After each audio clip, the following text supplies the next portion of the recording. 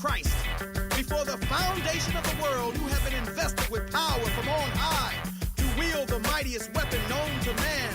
Be forewarned that the instrument you will be handling cuts both ways, so you will be expected to become more than familiar with your weapon. You will be transformed by the renewing of your mind. The opposition has already infiltrated the camp, so you are commanded to study, to show yourself approved unto your commander-in-chief. Gird up your loins, lace up your foot gear. The hour is at hand for spiritual warfare. You will receive your instructions from the Lord of hosts, moving in the unlimited power of the mighty Holy Ghost. As you may notice, there is no armor to cover your back parts, so there will be no need to turn around or retreat. You will only move forward in wisdom and courage, for you are mighty man of valor, Greek word, stratiotis, common soldier, champion for the cause of Christ. 1, 2, 3, 4 things I did, I do no more. 5, 6, 7, 8, he died for you and sealed your fate. Most of the battle will be fought on bumpy terrain from the neck up. Attacks may be subtle for the most part, but some, however, will come with blatant aggressiveness and very frequent. Be on guard, for the enemy will take full advantage of a lazy, weak-minded soul. You have not been given the spirit of fear, but of love, power, and a sound mind. Do not, I repeat, do not become entangled with the cares of this world. You are disciples of... Not pared it down, but they then said that it wasn't Charles Taze Russell who was the faithful and discreet slave, but he was one of the faithful and discreet slaves, one of a group known as 144,000. And so they kind of went back and forth on that. And then later, they said that the 144,000 were not the faithful and discreet slave. They published this in a Watchtower magazine in 2013, July 15. That the faithful and discreet slave was in fact not all of the 144,000 as had been previously taught, but it was only the governing body, which is the current teaching. So now the governing body didn't formulate all of the Watchtower Society's teaching because, as I said previously, at one time there was no governing body. Charles Taze Russell had absolute control over what was published in Watchtower magazines, and after he died, he was succeeded by his attorney, J. Franklin Rutherford, and who also exercised control into what as to what was published in the Watchtower Society's magazines, booklets, pamphlets, or what have you. So it wasn't always under the control of a governing body. But when the governing body came into existence, and I think this happened gradually, then finally, as they said in 2013, that all the 144,000 as previously taught does not participate in deciding what goes into Watchtower magazine. This is only done by the governing body. So some of the quotations that I'm going to give you concerning the Watchtower Society's policy on blood was not originated by the governing body, but some of it, even though it's a lot older than the governing body, they still hold to. So that being said, let's look at this Watchtower Society teachings concerning medical and behavioral issues. So first of all, how did all this get started about blood transfusions and the Watchtower Society's position? So I copied this from the Watchtower Society's book, Jehovah's Witnesses, Proclaimers of God's Kingdom. It's one of their history books. They have another one now, a newer one, called God's Kingdom Rules. Jehovah's Witnesses, Proclaimers of God's Kingdom was published in the 1990s. But in 2014, they published another book, God's Kingdom Rules, which is also a Watchtower Society history book. But in Jehovah's Witnesses, Proclaimers of God's Kingdom, this is a statement that I found.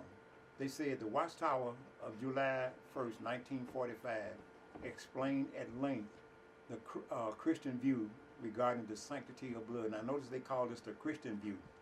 Of course, the Watchtower Society only considers this organization, members of this organization, to be Christian. So Christian view doesn't mean that it is the view of the Methodists, Baptists, Episcopalians. Some in those organizations are Christians and some are not. But anyway, the society says they recorded explained at length the Christian view regarding the sanctity of blood. The society goes on to say, it, talking about what they published in the July 1st, 1945 Watchtower magazine. It showed that both animal blood and that of humans were included in the divine prohibition that was made binding on Noah and all his descendants. This requirement was emphasized again in the first century in the command that Christians abstain from blood. So they're simply saying that when God told Moses after the flood, and Moses and his family embarked off the ark, God told them that they should not eat blood. And so the Watchtower Society said this was imposed upon Moses, on Noah, but also upon all of his descendants. And then it was reinforced in Acts chapter 15, verses 28 and 29. And we know that in that chapter, Acts chapter 15, the problem was there was a controversy because the Apostle Paul had led certain people to Christ, and he was ministering to these people in a place known as Antioch. And while he was ministering to them, certain Jews came down from Jerusalem and told the disciples that the Apostle Paul had led to Christ, that except you be baptized after the manner of Moses, you cannot be saved. So of course this threw things into a turmoil. The disciples didn't know what to believe, so they asked Paul to go up to Jerusalem and get an official ruling from the apostles about this matter. And he did this, and the determination by James and the other apostles was that the Gentiles, whom Paul was ministering to, were not obliged or obligated to keep the law of Moses. And they just asked him that certain things that we ask that you refrain from. We ask that you refrain from fornication, things offered to idols, things strangled, and from blood. And then they said, there are Jews in every city who adhere to the law of Moses, but we're not imposing this upon you, but we want you to give consideration to them just concerning these few matters that we are exhorting you to observe. So that's what we find in Acts chapter 15, verse 28 and 29. The Watchtower Society goes on to say, since the animal sacrifices offered under the Mosaic law foreshadow the sacrifice of Christ, disregard for the requirement that Christians abstain from blood will be an evidence of gross disrespect for the ransom sacrifice of Jesus Christ. Now, so what the Watchtower is simply saying is this is just one of their arguments against blood transfusions. The truth of the matter is you would have a very hard time finding a Christian who would just deliberately drink blood for any reason. So this is really an argument against blood transfusion. They're saying that if you get a blood transfusion, that is with them is the same as eating blood, and you're showing disrespect for the ransom sacrifice of Jesus Christ. So we'll look at later on as we go through this and see if that is true. The Watchtower Society also goes on to say, and I remember initially they said in 1945, July the 1st of 1945, they explained at length in the Watchtower magazine the view regarding blood. At the bottom of the screen, they also say earlier discussion of the sanctity of blood appeared in the Watchtower of December 15, 1927, as well as the Watchtower of December 1st, 1944, which specifically mentioned blood transfusion. So they're saying, in other words, we spoke about this matter concerning blood transfusions as early as December 15, 1927. So we just taking a look at when they first started talking about blood transfusion in the first place. So according to the Watchtower Society's book, Jehovah's Witnesses Proclaimers of God's Kingdom, they spoke concerning blood transfusions as early as December of 1927. Okay, we can move on. Then, what about the policy of disfellowshipping Jehovah's Witnesses who receive a blood transfusion?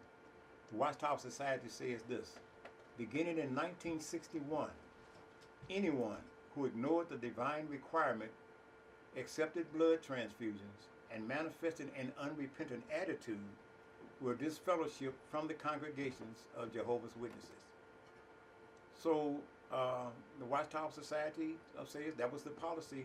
If a person got a blood transfusion and they were not repentant, they had an unrepentant attitude, they were disfellowshipped from the congregation of Jehovah's Witnesses.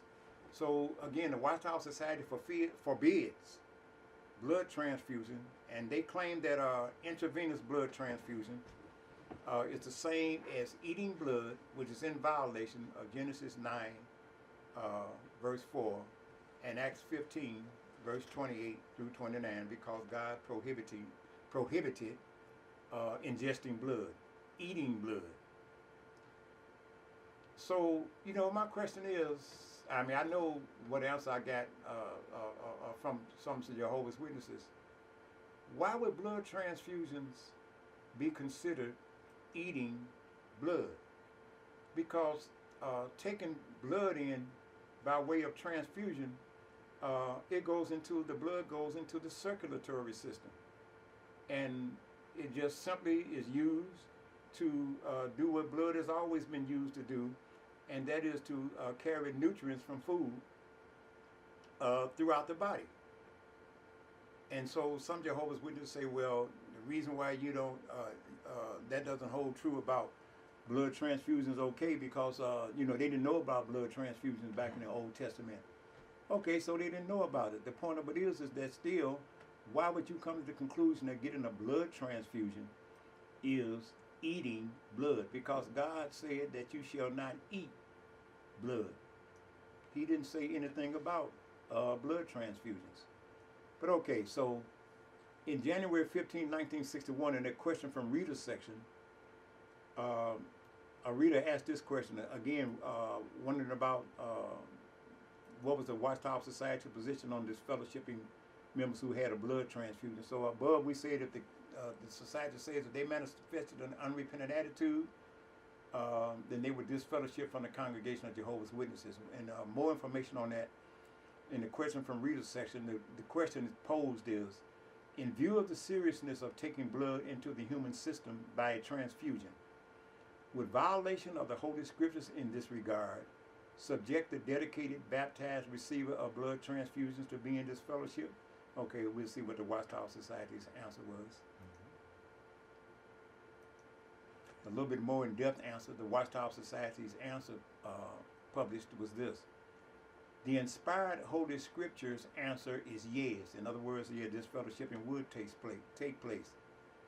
If the taking of a blood transfusion is the first offense due to his immaturity or lack of Christian stability, and he sees the error of his actions, repents, and begs divine forgiveness and forgiveness of God's congregation on earth, then mercy should be extended, and he need not be disfellowshipped. So if the person, manifests sorrow, repentance, asks God for forgiveness and begs forgiveness from God's congregation on earth, their organization, then they say that mercy should be extended to that person and they need not be disfellowshipped. But then they go on to say, if, however, and I should have had he, if he, however, refuses and makes the matter an issue in the congregation and endeavors to influence others, or if he persists in accepting blood transfusions or in donating blood towards his medical practice upon others, he has really not repented. As a rebellious opposer, he must be cut off by this fellowshipping. So, Sadducees says, get the fellowship, your first offense, you're sorrowful, you ask for forgiveness, you go to God, ask for forgiveness, you ask for forgiveness for the congregation, then we'll extend mercy to you. But if you refuse, and if you make it an issue and try to, influence others, in other words, you start telling others, I don't see where a blood transfusion is wrong. Or if you persist in getting blood transfusion, or if you donate blood so that others can be transfused, donate it to, science or whatever. Then the society's conclusion that you have not really repented and that you are a rebellious opposer in opposition to the organization, in other words, and therefore you must be cut off by this fellowship. And of course, that means when you are disfellowship, you are eternally lost. And of course, you will not be, quote unquote, resurrected to enter into Jesus Christ's millennial kingdom. Of course, since the Watchtower Society teaches that once a person dies, that person goes out to existence, out of existence, and then they're later resurrected in Christ's millennial kingdom, that's really not a resurrection. if they went out of existence, that is really a recreation, because they say that person is recreated. God recreates that person from his memory. So that's really not a resurrection. But anyway, so person has a blood transfusion, they're repentant, they'll receive mercy if they make it an issue, talk to others, and not necessarily trying to influence others, but that's the way the society is going to take it. Try to influence others if they get other subsequent blood transfusion, if they donate blood so that somebody else can get a blood transfusion, you know, Jehovah's Witness or non-Jehovah's Witness, then they would be kicked out of the organization because it would be concluded they have not really repented and they are a rebellious opposer. So wait a minute, Pastor, am I getting this right? So in other words, I got a loved one who, and he's not in the Jehovah's Witness, and he's on the deathbed, and I donate him blood. I can be disfellowshipped. Yes, you can. Yeah, you can be disfellowshipped. So, Or if I'm a rebellious opposer, if I'm on death's door and I get blood, yeah, I'm alive. Yeah, and you can be disfellowshipped. I can see him coming there now saying, Brother Anderson, now you had one blood transfusion 6 years ago, and you begged forgiveness, and we forgave you for that. Now you're in here getting another blood transfusion, you know, and so we're just going to have to conclude that, you know you're not supposed to do this. We have to conclude that you're a rebellious opposer, you know, so we're going to have to kick you out of the organization unless you repent and refuse to get this blood transfusion. Yes, the doctor said you're going to die, but you should rejoice in that case that you have an opportunity to sacrifice your life in obedience to Jehovah. But you still eating chicken. But you're still here. Yeah, I'm still here. Yeah, you know, and you know, if I like your wife, maybe you know. So I'm. But that's true. Yeah. That's reality. I'm not saying it to be funny, but that this is all kind of repercussions for that. Okay, we can move on. And wait a minute, Pastor, yeah, because you do bring up another thing. So the person died and doesn't take it, and because you do a little stuff, so you may know.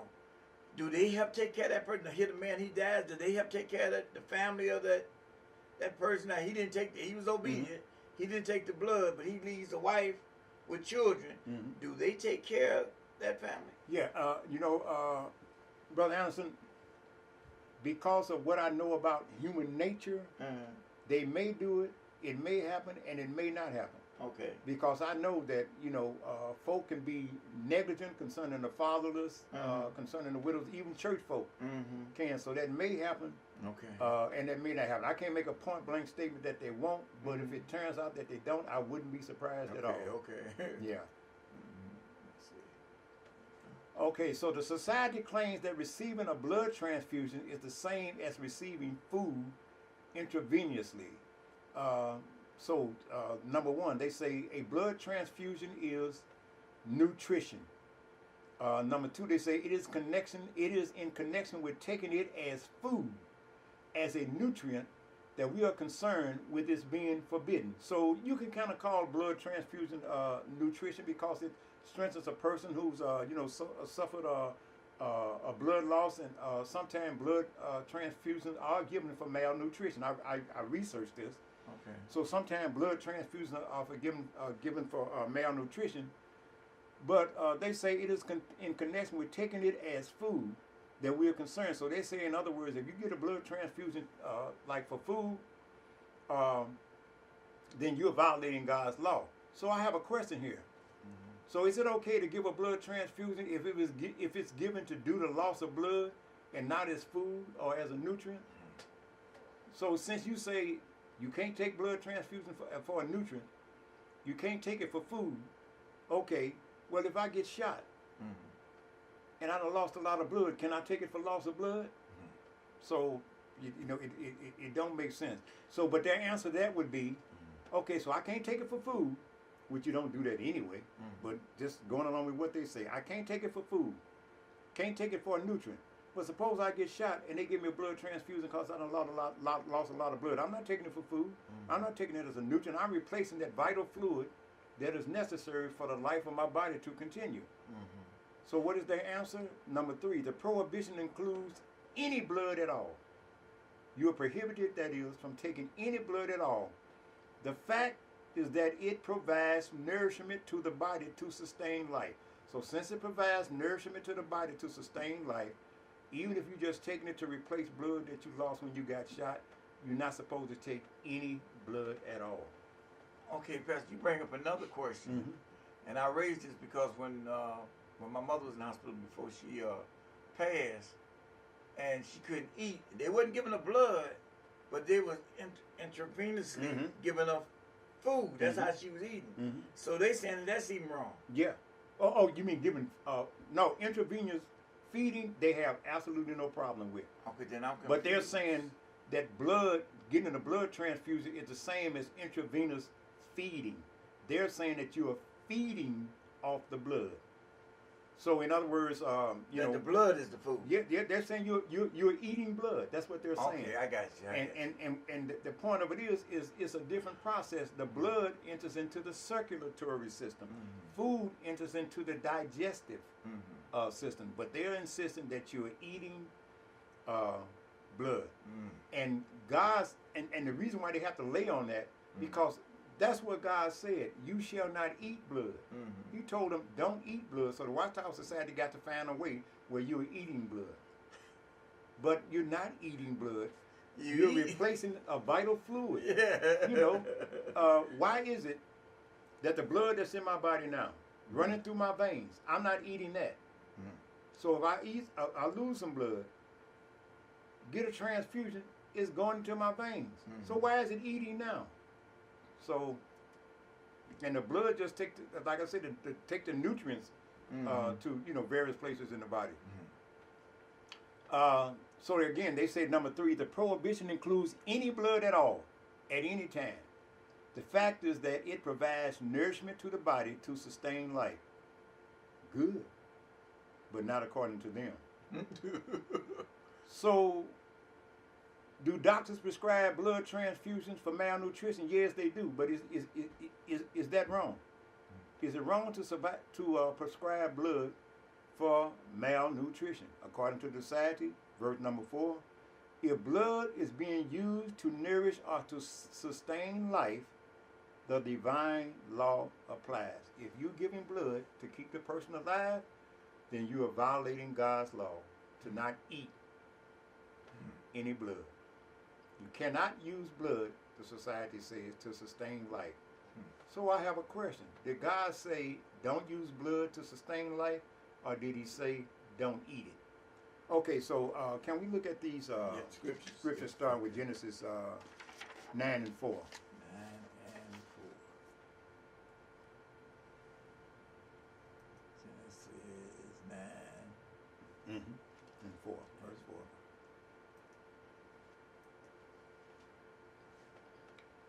So God said to Noah, you know, he told you when you get out there, you can eat, you know, every, you know, you can meat now. But flesh with the life thereof, which is the blood thereof, shall ye not eat.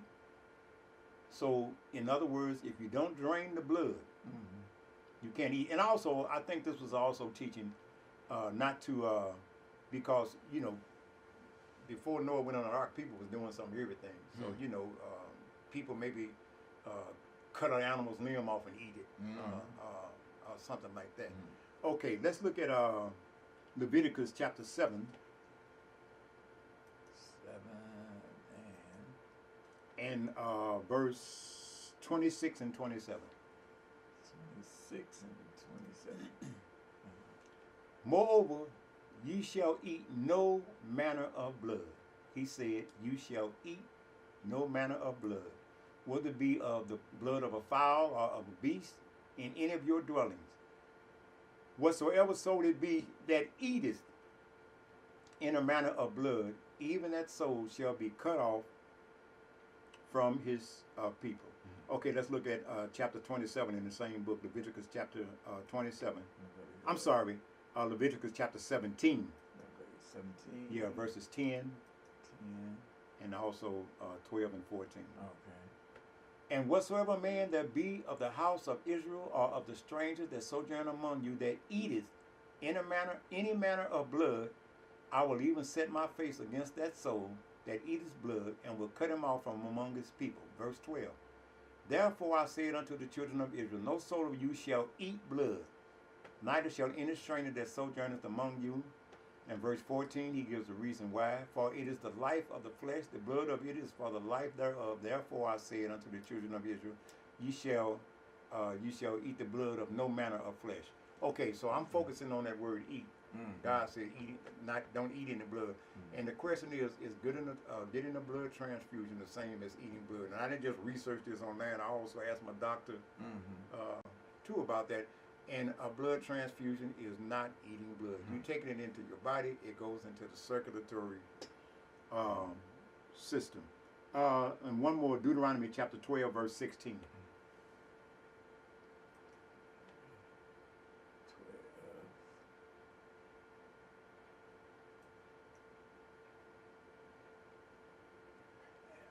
I'll wait. I got a question. Sure. 12, 16. Yeah.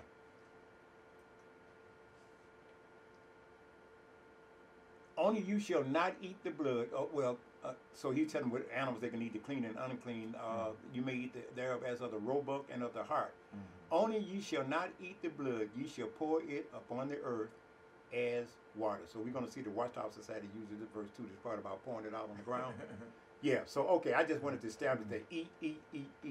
God said you can't eat blood in the sense of transfusion, not eating blood. There's no violation. I'm trying to think how to phrase this question, but hopefully you'll get where I'm trying to pull from it. Okay, man and woman, they get to know each other, and then the seed, but some kind of way the from blood. As a matter of fact. So if it, and God created that, Sure. you know, so you had blood transfer some kind of way to the baby. Yeah. So I'm just saying, maybe they violating too. Oh. I mean, but God told them to be fruitful and multiply. Yeah. So that's what I'm saying. Looking at the White House position, it's some more violations going on. Oh, and they can't. Yeah. I'm just saying. Yeah, you know I don't understand all of the process either, but I know blood is involved in it. Yeah, and it's from the mother, and and so it just don't add up. Okay, we can go back to the document. Yeah. So yeah, you can take it up because we already did that one. Okay. So we just looked at those scriptures. Number 5. So my question was, did God say don't use blood to sustain life, or did he say don't eat it? So we just looked at the scriptures. He said don't eat any blood. But the society, number 5,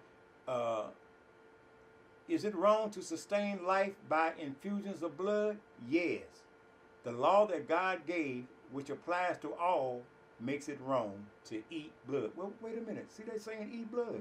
Well, I agree. God said that you shall not eat blood. But you know something, Brother Anson?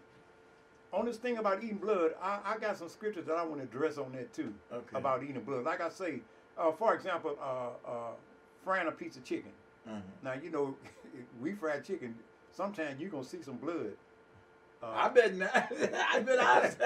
Yeah, but sometimes you're going to see some, you know. And sometimes I'm frying chicken, I see blood, I get it off of there. Yeah, that's right. Yeah, that's right. Cause I just don't want it. But I ain't scared that I'm violating God's rule or disrespecting the sacrifice that Jesus Christ offered me. As a matter of fact, and you can you can give me your opinion on this too. I think that when the apostles wrote and told the saints in Antioch to abstain from blood, I think in one sense that was a temporary thing. And what I mean by a temporary thing, like I say, you're not gonna hardly find no Christian that's gonna just deliberately consume blood. But suppose you got medicine with blood products in it.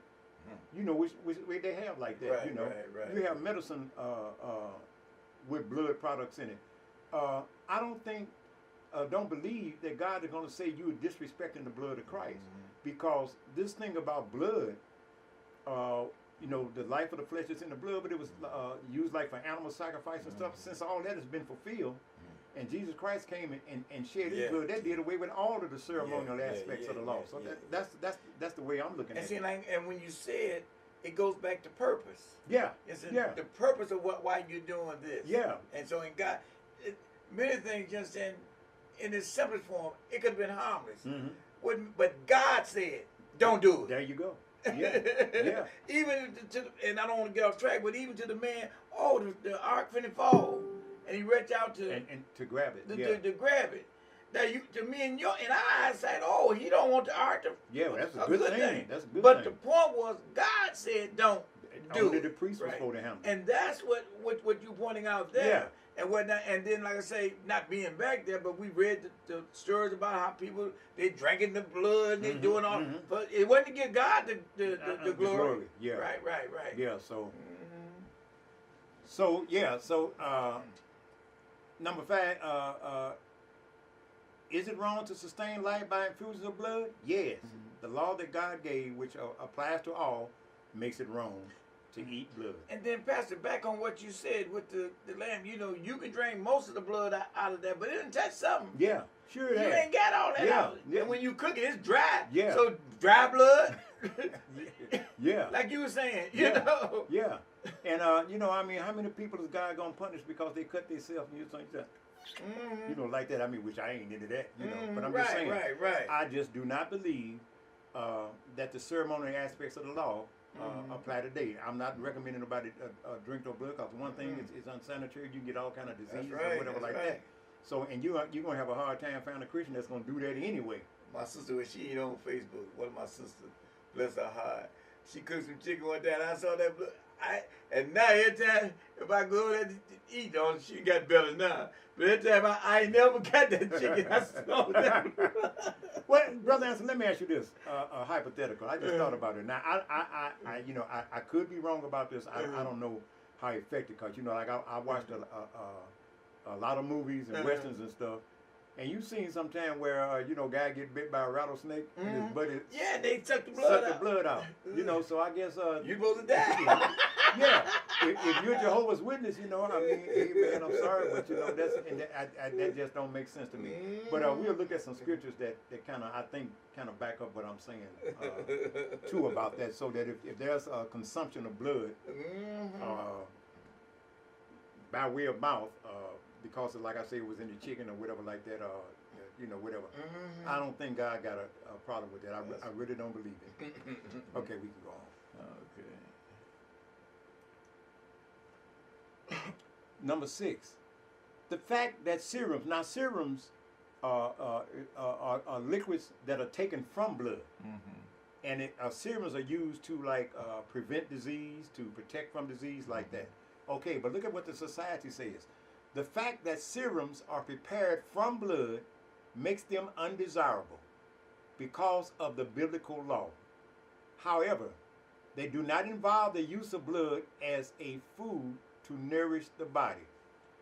Their use must be decided by each person according to his conscience. Okay, now, so they're saying, okay, serums, because they come from blood, is undesirable. But since they don't involve the use of blood as food to nourish the body, then that's up to you, Jehovah's Witness, whether or not you do it. Yeah. So my question is, so is blood okay if it's not used as food to nourish the body? Serums are okay as long as they don't involve the use of blood as food to nourish the body. So is blood okay if I'm not using it as food to nourish my body? I'm just using it to replenish the blood I lost when I got shot. Okay. Now, so we're insisting that you're not eating blood when you get a blood transfusion. Right. But number 7, the society says this, that transfusion is not a feeding of blood is unscientific reasoning. In other words, they're insisting, yes, you are feeding off of blood. In the course of the years during which the body renews itself, this vehicular blood is consumed by the body, the same as any other transplant of an organ. In what way, then, does the outworking of things differ from feeding on the transfused blood? So in other words, you get transfused blood that goes into the circulatory system, but in the course of years, the body consumes that transfused blood.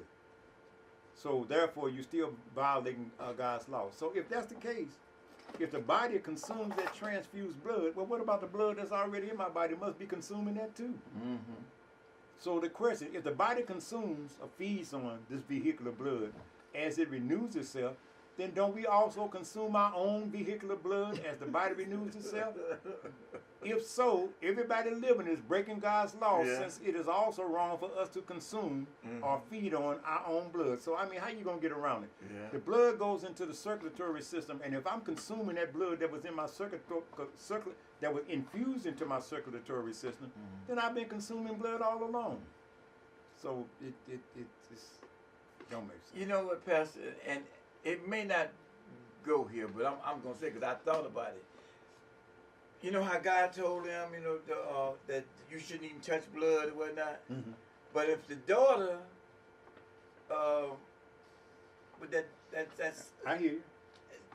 And then you come along and say, oh, she wasn't... They say you ran out, the father ran out there with the rag. Yeah. Yeah. I mean... Yeah. Well, I think their argument would be that he didn't say don't touch it. He said don't eat it. I think that's the. Well, no, I'm talking about, but it was things where they wasn't even supposed to touch blood. Oh, yeah, you mean Mr. Cloth. Yeah. Right. Okay, yeah. But in those cases, they got it some kind of way. Yeah, I hear you. And so, like I said, I had some arguments that, you know, that kind of go along with the line of what you say, that, like, did God mean everything in a 100% absolute sense? No, he didn't. Not everything in a 100% absolute sense. God didn't mean it. And Pastor, they had to keep the rag. Yeah. Yeah, you know, so did they have a plastic bag if or the what? husband say, well, I married and I found out she wasn't no virgin, I was like, oh yeah, here's the proof right here. So there you go. Okay, we can move on. Well, let me like the last one at the bottom again. If the body feeds on the vehicular blood, then we're doing the same thing. So now we can go on to the next one. The society said mature Christians are not going to feel that if they have some of their own blood stored for transfusion, it is more acceptable than the blood of another person. So what they're saying is this, or Jehovah's Witness say, well, okay, it's wrong for me to get a blood transfusion, but if I got I'm scheduled for an operation. So can I have some of my blood drawn out of my body and stored, and then during the process of the operation, Please don't tell me what I've been thinking. Later on, during the process, they put the blood back in the body. That can be done. Yeah. Now I want to hear what you've been saying. They saying on it though. You can't do that. You can't even store your. Number 8, mature Christians are not going to feel that if they have some of their own blood stored for transfusion, it is more acceptable than the blood of another person. Lord, how much? Yeah. So you can't not your own blood. Just die. Yeah. So I mean your own blood. Well, their rationale is behind this. God said that blood was to be, once it's taken out of the body, was to be poured out upon the ground. So that's what they're saying should happen to yours too. So if you get it stored for, so you can have it put it back in after operation, no. Once blood comes out of the body, it must be poured out upon the ground. That's what they say. But they was. Yes.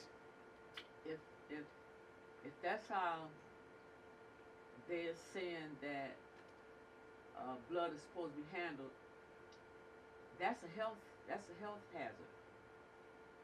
To just pour blood upon the ground. Yeah, but their argument is going to be, but since God said to do it, and He didn't mention anything about health hazard, that's what's supposed to be done. But Sister Anderson, I think that if the health department found out that I was doing it, I'd go to jail. Yeah. Because it is a health hazard. Yeah. Yeah, it is, you know, because they don't know if my blood is contaminated, if I got AIDS or what. So yeah, and God don't want us doing that. That's right. It's a way that's the blood is supposed to be disposed of. Mm-hmm. Yeah, that's right. So yeah, God don't want us pouring blood out on the ground that can infect the public. So the Watchtower Society, their reasoning is not logical. Mm-hmm. They're not looking at it logically at all. But they're God's organization, so they're getting all the information from God. And then, Pastor, from what we saw, though, the blood that was poured out on the ground was most time, if I'm correct, it wasn't talking about human blood. It was when they were preparing food. Animal blood. And doing what they was. Yeah, animal blood. When you make sure you drain all the blood from the animal. Yeah, pour it out on the ground. Yeah. So. So somebody in that organization don't have enough intelligence to see the difference? Sister Anderson, some in that organization don't have enough intelligence to see the difference, because you got people in the organization who just listen to what the leaders tell them and don't check out anything for themselves. But I also think it's some in that can see the difference, but they're afraid to say something because they'll get kicked out of the organization. And once they get kicked out, you're not just kicked out, but then all of your old friends or whatever, they're not permitted to even speak to you if they see you on the street. So I think some can see it, because it don't take a lot of brains to see that this don't make sense. Letting people go ahead and die, people's children die. I have a book by some Jehovah's Witnesses, and they were telling me that this one Jehovah's Witness's daughter needed a blood transfusion. So the father was saying no, trying to be obedient, and but the doctors got a court order, so that he didn't have no choice. And so some of the elders came from the Kingdom Hall and saying, look, we can smuggle your child out of here. Yeah. And a person said no. And according to these ex-Jehovah's Witnesses in the book that I do have, they said that the guy said, well, I hope your child gets hepatitis. Yeah. Now, Jehovah's Witnesses, in some of their publications, they say Jehovah's Witnesses are known for their love. But I told Jehovah's Witnesses before, you can forget about that. Tell me about Jehovah's Witnesses known for their love. I mean, I know, some Jehovah's Witnesses are really nice people. You're wrong, but you're really nice people. But listen, you Jehovah's Witnesses got a sin nature like everybody else. So all of y'all ain't loving folk. So and Pastor, the thing, and I've seen it. That's why I was going to respond back to that. I've seen it even in what we came out of for doctrine, for men's doctrine. People, you understand, will go to some limits. Only because that's what they choose to believe, and you're blinded by it, and years, sometimes folks been there for years. Yeah. It takes for me to admit that this is wrong, and my mama and my daddy and everything else, and some folks just refuse, and God gives them over to blindness.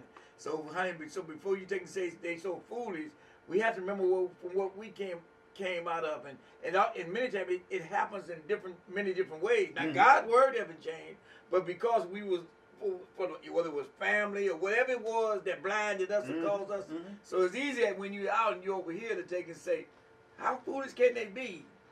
You know. But it's a number of factors, that keep them in error. And then finally, like you say, blinded, and Satan is blinded the man of those who don't believe. And but again, some of them know. Some of them know. And then, like I said, you got some. First Thessalonians 5:21, prove all things, test all things.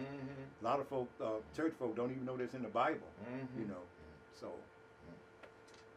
Okay. Number 9,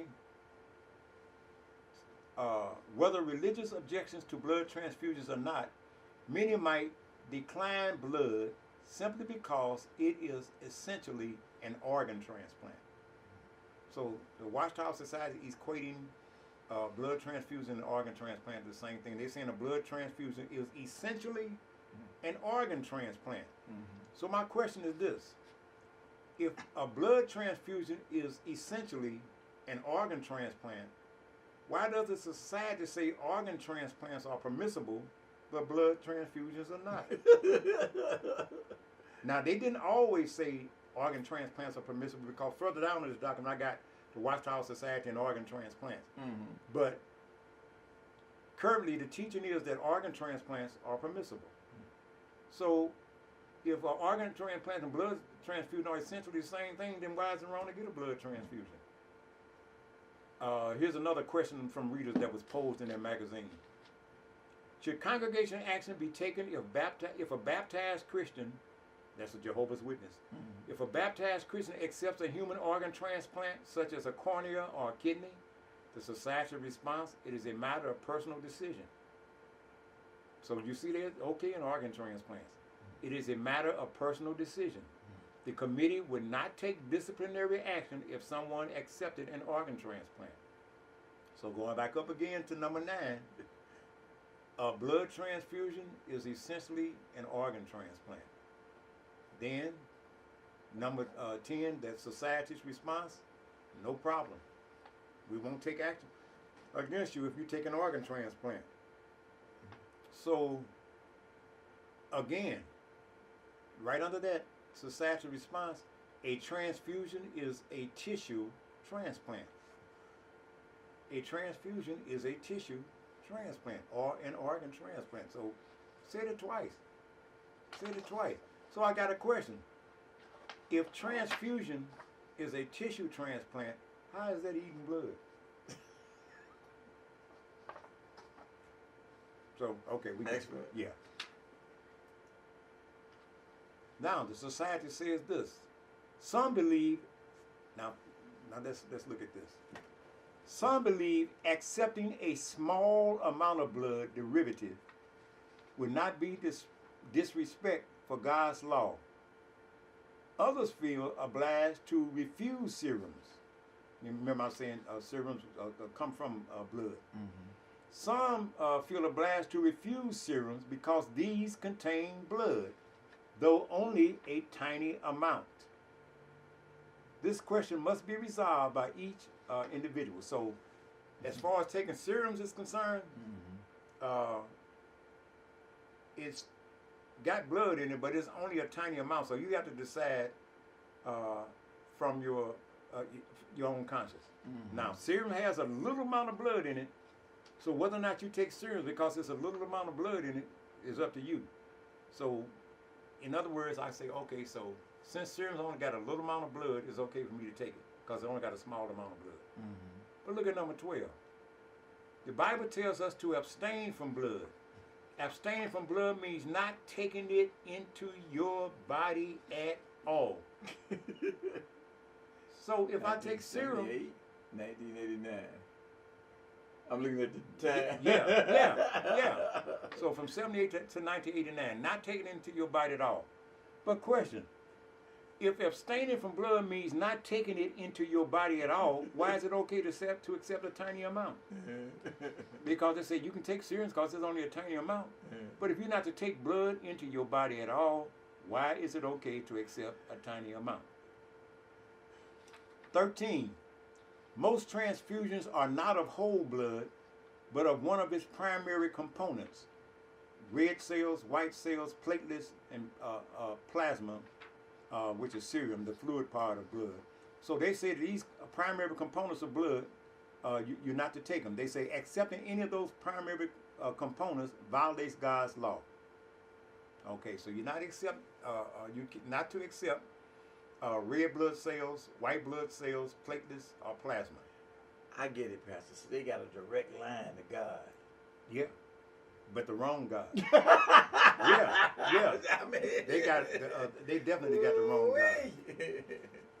So you're not to take any of these primary components. Now keep this in mind. You're not to take red cells, white cells, platelets, or plasma.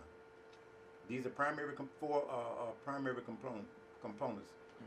So you're not to take these. Now, blood fractions. Blood fractions are elements that are taken out of blood, even out of the primary components. So here we go. Number 14.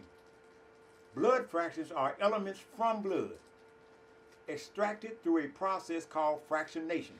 For example, plasma, one of the 4 primary major components of blood, which we just looked at, can be divided into water, proteins such as albumin, globulins, fibrinogen, and other substances such as nutrients, hormones, gases, vitamins, waste products, and electrolytes. But the point of it is, all this is saying still that stuff comes from one of the primary components. Okay, let's. Okay, I got another question. Mhm. I'm hearing it. I mean, because we're in a modern age, you hear things, but most times these stuff will just roll past me. Mm-hmm. So now all of a sudden, the Jehovah's Witness, everybody got to know all these parts. I mean, it basically, Yeah. oh, I can't take this because this got this in it. Mhm. Can't take this because this got that in there. Now all of a sudden, you done switch my focus from God. But let me ask you something. If you had a sweet potato and I wanted it, I said, Brother Anderson, let me have that sweet potato. You said, no, you can't have it. You can't have none of it. And then I reach over and just take me a little teaspoon of it. And you get mad. And I said, Brother Anderson, I only took a teaspoon. You said, but I said you couldn't have none of it. So why would I think it's right for me to take a teaspoon? You shouldn't get mad, Brother Anderson. I only took a teaspoon. You said none of it. So if you said none of it, that means don't take the teaspoon either. So I'm going somewhere with that line of reasoning. So let's take it out. Next page. Mhm. Okay. When it comes to fractions of any of the primary components, each Christian, after careful and prayerful meditation, must conscientiously decide for himself. So my question is, why is it wrong to accept any of the primary components of red cells, white cells, platelets? Why is it wrong to accept any of the primary components?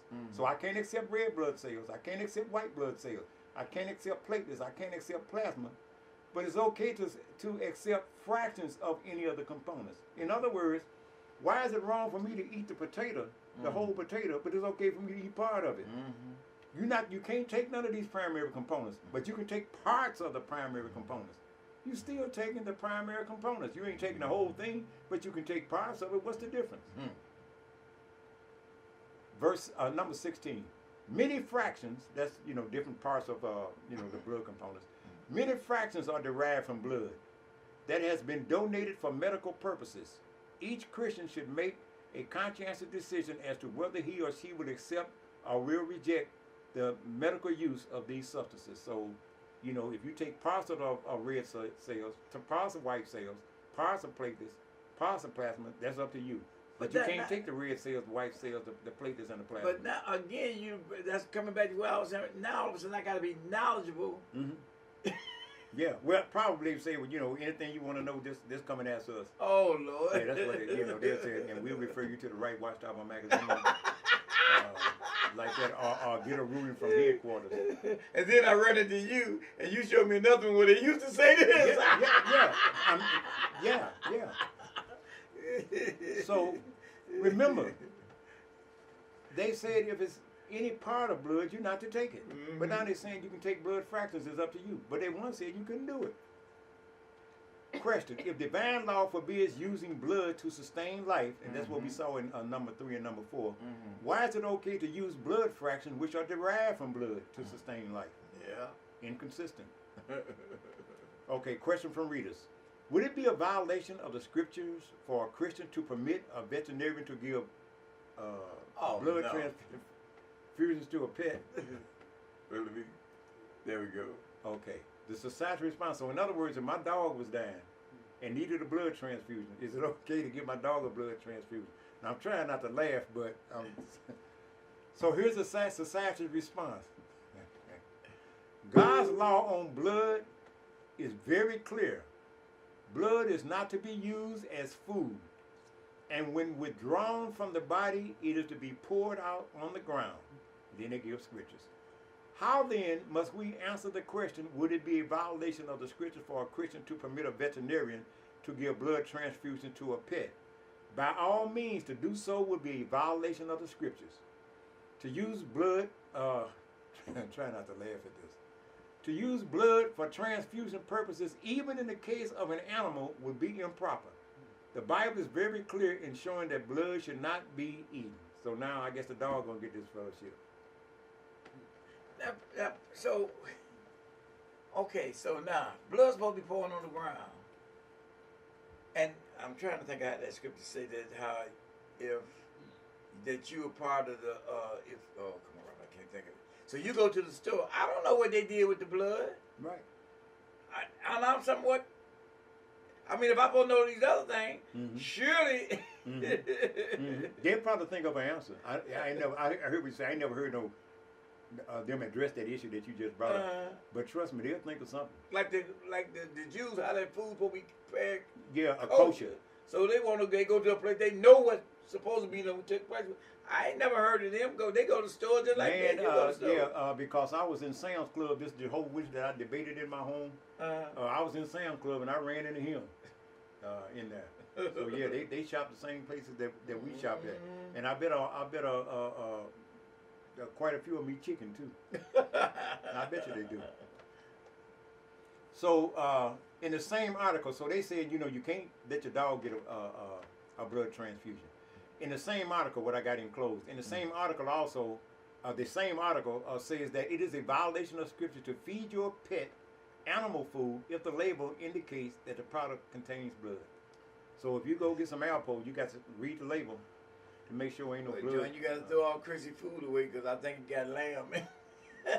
Yeah. And chicken. Yeah. So then I just got the Watchtower Society's arrogant claims. Will we know the way of truth, says the Watchtower? Will we know the way of truth if it had not been for guidance from the organization? Really, can we get along without the direction of God's organization? No, we cannot. This is from a previous document, but I sometimes include them in other documents too. That's the tradition of men. Yep.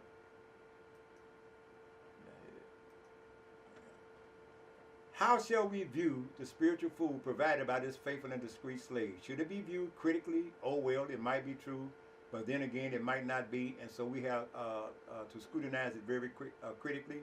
Jehovah is not pleased if we receive that food as though it might contain something harmful. We should have confidence in the channel God is using. Now, I want us to look at some scriptures. The ones I got up there, let me go to the other page that I got so I won't forget which ones I want us to look at. So, first of all, can we look at Matthew chapter 12? Okay. Starting with verse 9, and we'll go to verse 13.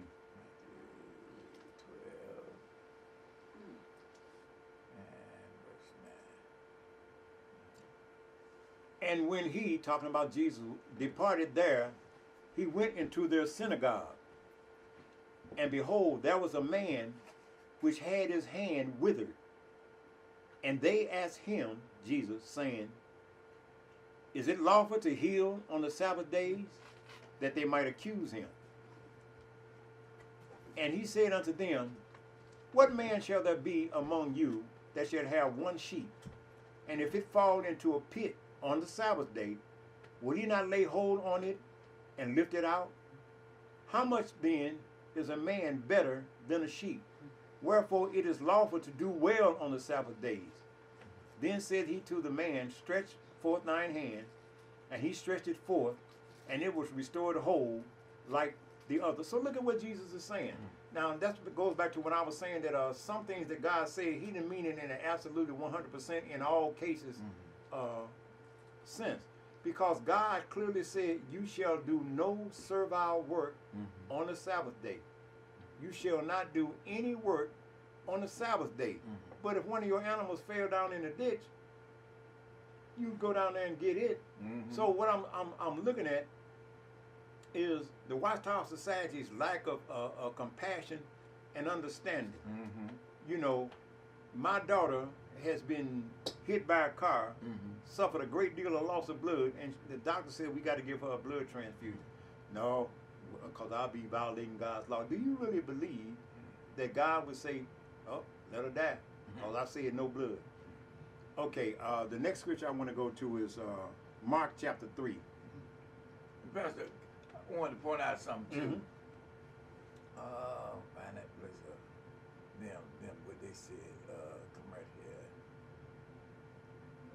here. Is it lawful to heal on the Sabbath day? Yeah. What is Let's it? start with verse 10. Oh yeah. Okay, yeah. That was a man. Blah blah blah. And they asked him, saying, "Is it lawful to heal on the Sabbath days?" That they might accuse him. One of the ministers, the only reason I pointed out, it's not on the subject, but what I got a thought from, they believed that he could heal. Yeah. They were waiting on him to do it. You know what I'm saying? Yeah. Ain't that something?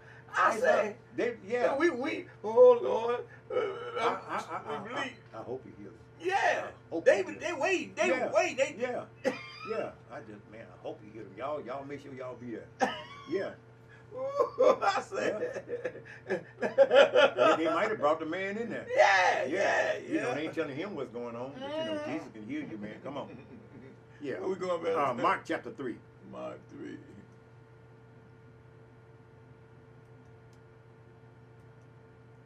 And verse. We're going to do verses 1 through 5. Because Okay. all these is kind of different, along the same lines, but different things that happen. And he entered again into the synagogue, and there was a man there which had a withered hand. And they watched him. That's what you were saying. They watched him whether he would heal him on the Sabbath day, that they might accuse him. And he saith unto the man which had the withered hand, stand forth.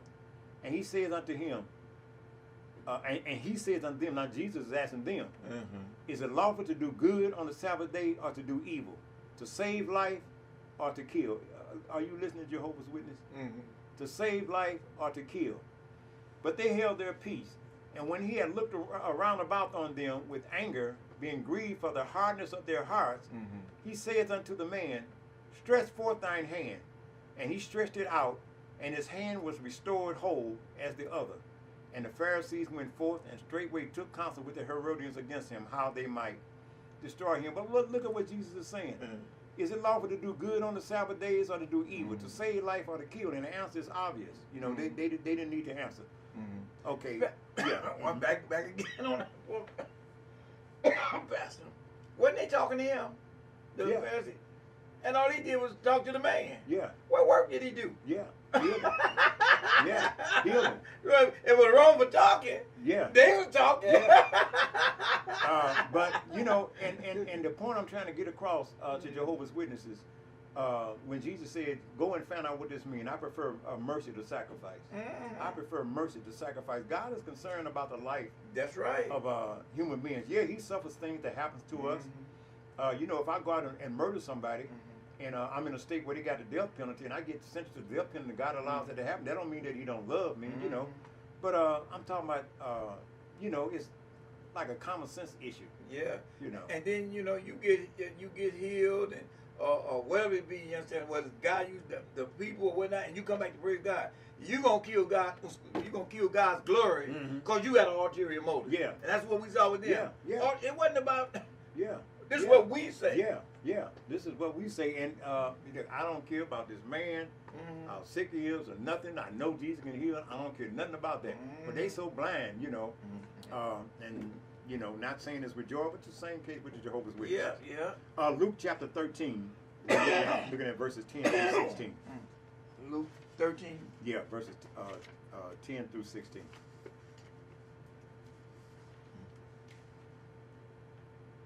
Okay, Luke 13, verses 10 through 16.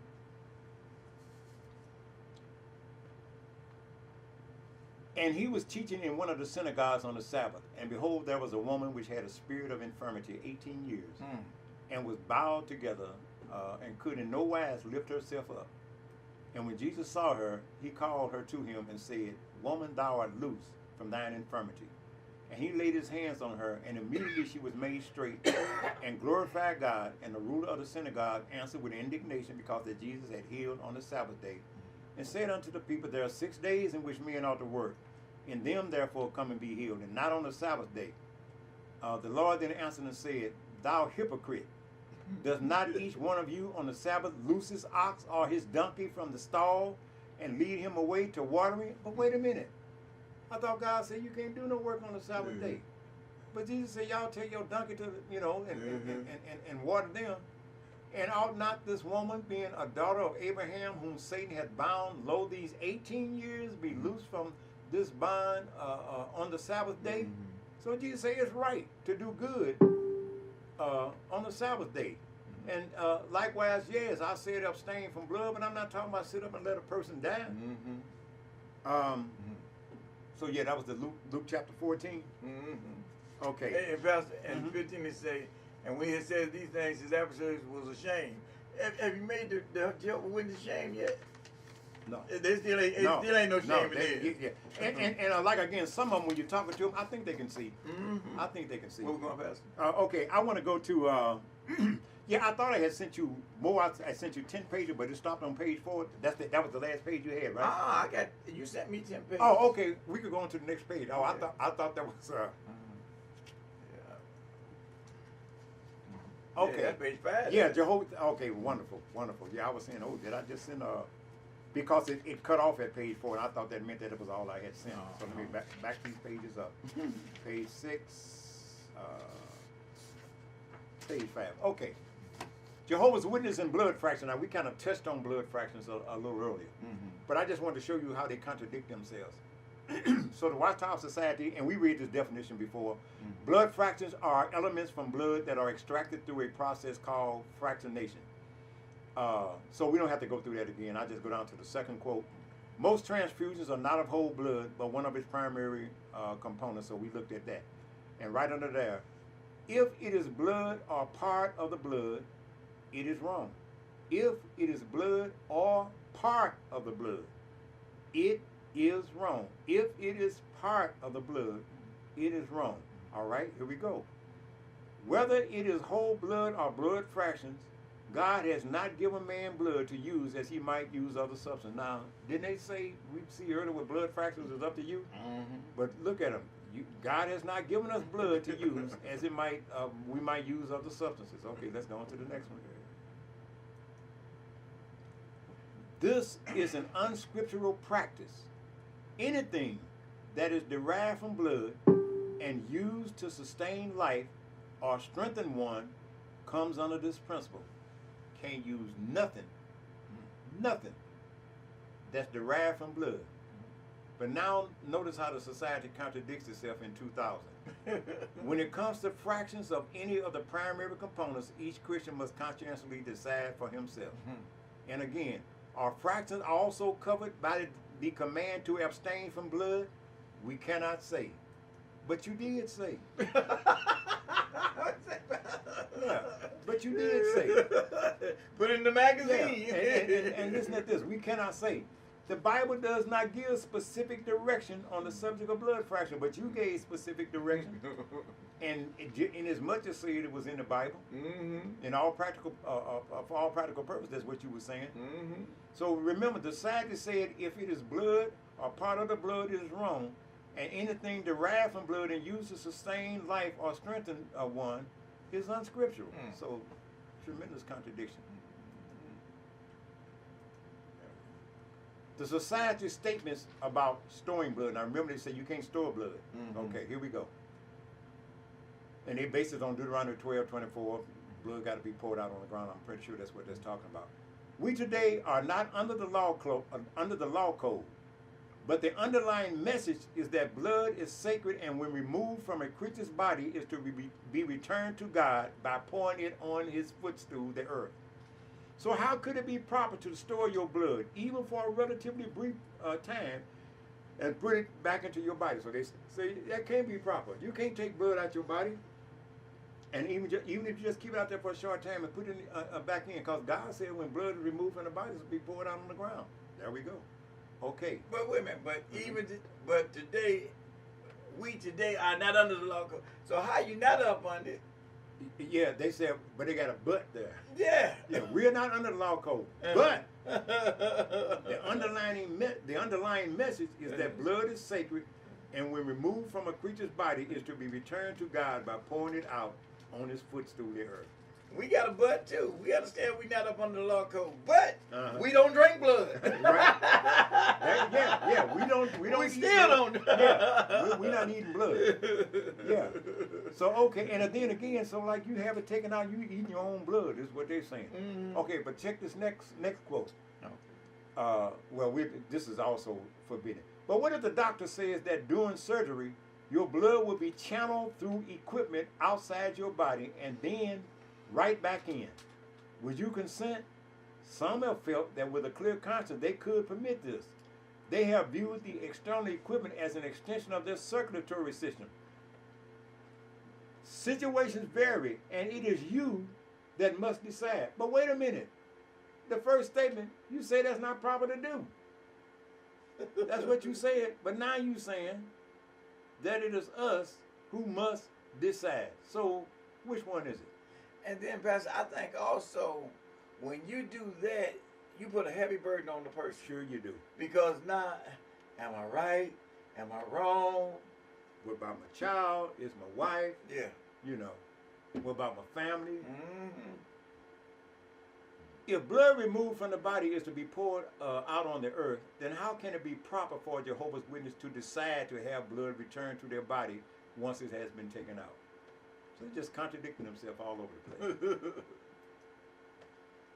Jehovah's Witnesses do not accept blood, transfusions of donor blood, so if somebody donated blood to the blood bank. Jehovah's Witnesses do not accept transfusions of donor blood, nor do they permit their own blood to be withdrawn, stored, and later transfused back into their vein. But wait a minute, I thought you said it was my choice. First you said you can't do it, then you said it was my choice, but now you say you don't permit it. Contradiction, your personal decision. Hemodilution reduces blood loss. During surgery, blood is diverted to bags. During or at the end of surgery, the diverted blood is returned to the patient. Okay, that's 2006. So you can do it, you can't do it. Okay. So that part they saying it's okay now. It's okay. Okay. It's you know, it's 2006. Now, integrity keeping. Integrity keeping was manifested in recent years when a 13-year-old girl in Berlin was found to have leukemia. The doctor explained that transfusions of blood would make the girl more comfortable and stave off the progress of the disease. The mother refused to permit transfusion to be given. The girl did die. Okay, so here's a mother, you know, can't do that, violating God's law. So we want to look at Matthew. And Pastor, how do you think this mother would feel when y'all turn around and change the law? Yeah. I asked a brother one time in class, kind of half joking. I said, brother, if I was a leader in Jehovah's Witness organization and told you your wife is going to die, and I told you, well, you can't let her have no blood transfusion or no organ transplant. And so she died. And then about 3 or 4 years later, you know, I told you that it was okay to have one. I asked him, how many times would you shoot me? And he said, I emptied the gun on you. Yeah. Yeah. I mean, you know, but even like you said, even to find out, now you told me this and I believed you. Yeah. And then the elders who own that body, their wife got sick and they was able to take the blood. Of course, you got and every time you go to church, I'm sitting there looking at you. Yeah. And your wife. Yeah. Yeah. It was okay for them, but you know, yeah. But 5 years ago, I had to let my wife die. Yeah. You know, because of what she was telling me. What we going past? Matthew 12, starting with verse 9. 12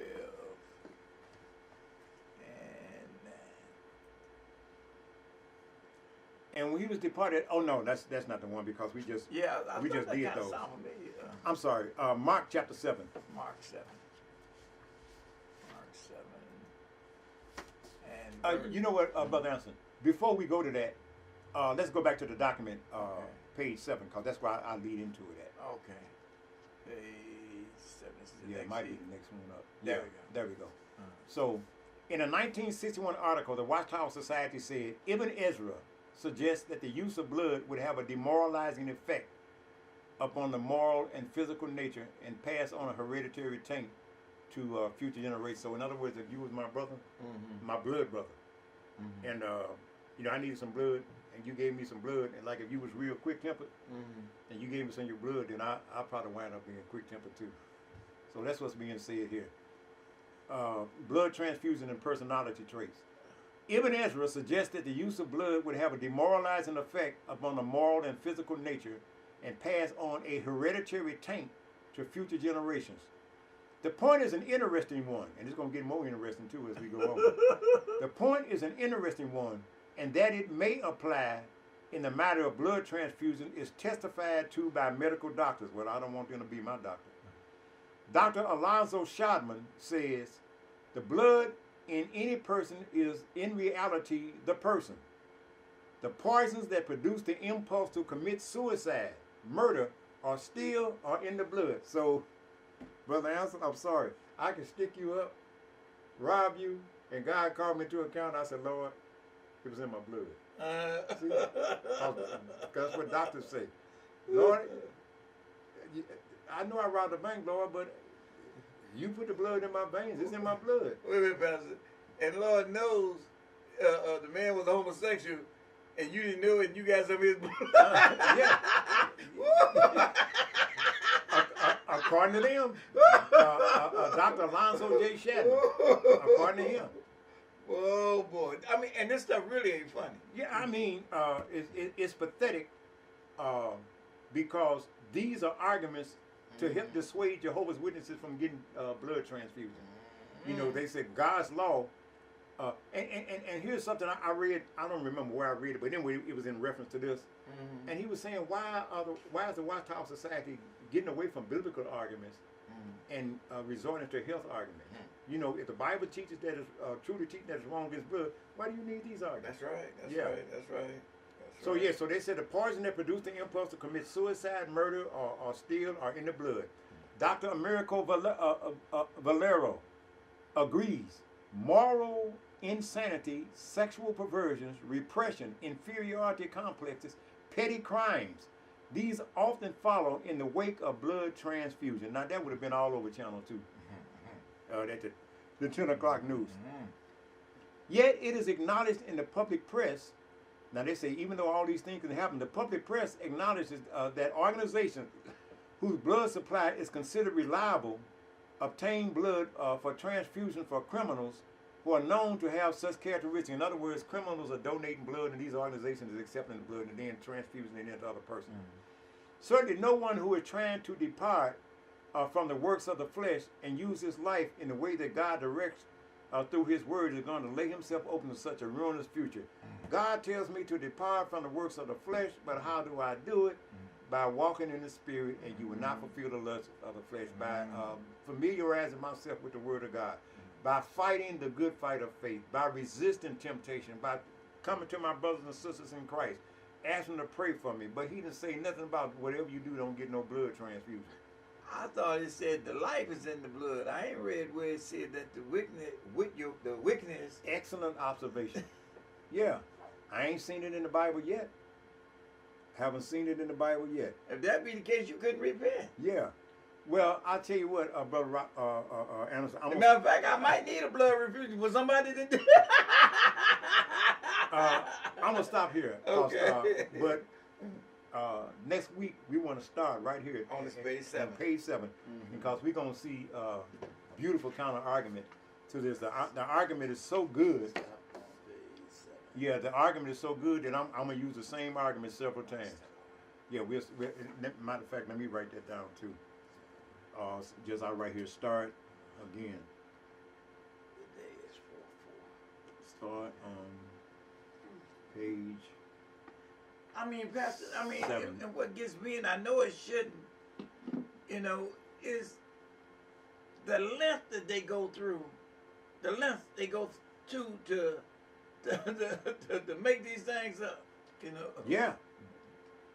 Because the thing of it is in order to keep, and I'm not saying that every, I don't know though. I mean, the governing body, like I said, there's only a few men. Somebody is blind or somebody is lying.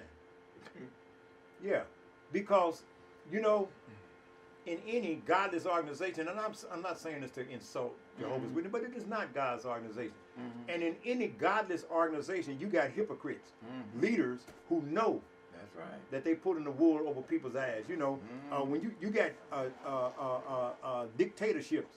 That's right. That countries where people are starving, and the dictators telling them, be loyal and like that, and they live in the high life. You got dictators like that, and so same way in organizations where you got the leaders telling them, okay, just like in Roman Catholicism when Martin Luther said he went to Rome and he saw exactly how the higher ups in Roman Catholicism was living.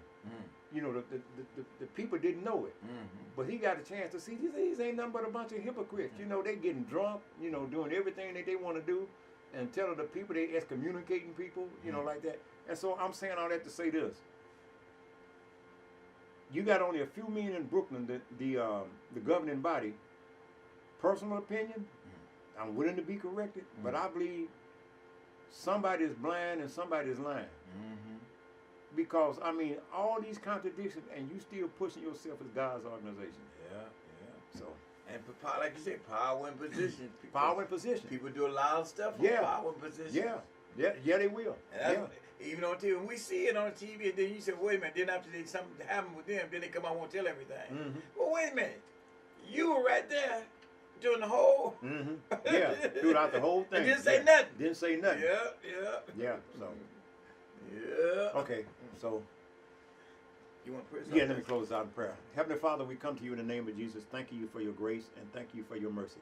And as always, Heavenly Father, if we said or did anything that was contrary to your will, that was offensive to you, we ask you forgiveness. If I gave out any information, Lord, that was incorrect, please call it to my attention so that I can come back and correct it and not leave people with wrong information. We just ask you to guide us up on us in this effort, Heavenly Father, that we would administer the truth in love. Sometimes, Lord, we find it humorous, Heavenly Father, looking at the absurdity of some of the teachings and the contradictions, Heavenly Father. But we ask that we have love in all things, Heavenly Father, that we always have in our hearts not only the right desires, but also right motives, Heavenly Father. We just ask your grace and mercy upon those who are in bondage to the Watchtower Society, that either through us or by whomever you will, Heavenly Father, that many, many, many thousands upon thousands will be delivered. We ask your grace and mercy in Jesus' name. Amen. Amen. All right, we will be right back, God's will, tomorrow. And Pastor Andrew, he got a hot one for you. I ain't going to tell y'all what it is until tomorrow. But he got one to go. Voice? No, sir. It's much deeper than that. As a matter of fact, now that this domestic violence issue has been brought to the forefront, I'm going to have to be both transparent and blunt. What it's like to try to control someone else's life because you can't control your own. Going to church every Sunday and God's trying to remove you from his throne. I know what it's like to be a cosmetic Christian, to front like you up but your spirit is torn down, saying hallelujah real loud but your soul is still bound. So you hide your fears and inconsistencies behind a mask of anger, treating the ones you say you love like a perfect stranger. Now she's in the kitchen afraid for her life, just a cheap spiritual paint job over an old raggedy life. So I'ma have to call you out. Christian man, where are you? Christian man, where are you? Christian man, Christian man, Christian man, where are you? I long to see you strong and true. Isn't there something we need to do? Have you withdrawn your eye from God's view? So there is so much undone work to do. Have you considered your job to be through? Christian man, where are you? Is your helpmeet by your side, or is she forced to the front while you run and hide? Are you wrapped up in your natural pride, simply unwilling to serve and stride? Let me bring some clarity to this point. Many women's hearts do bleed in hopes a real man will take the lead. Christian man, where are you? Christian man, where are you? Christian man, where are you? Christian man, where are you? Christian man. Place the bone in your back?